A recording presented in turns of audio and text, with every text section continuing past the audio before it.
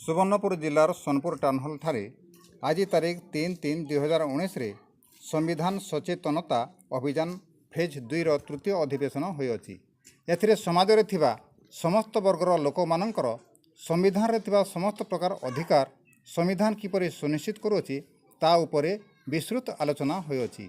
एथिरे समस्ते सवर्ण को दिया जायथिबा 10% आरक्षण जहाँकि आर्थिक आधार रे दिया जायछि ता संवैधानिक विरोध बोली कड़ा निंदा करथिले एवं आगामी दिन में एक देशव्यापी जन आंदोलन पर मंतव्य देथिले।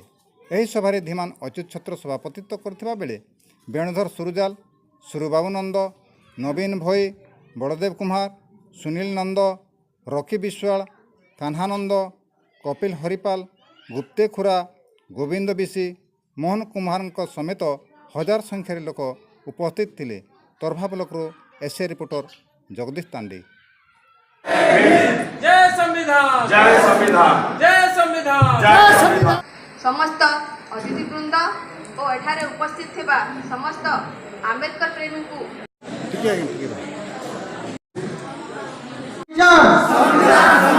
भारत की मान संविधान, संविधान, लोगों की सम्मान संविधान, संविधान, लोगों की सम्मान संविधान, संविधान। जय भीम।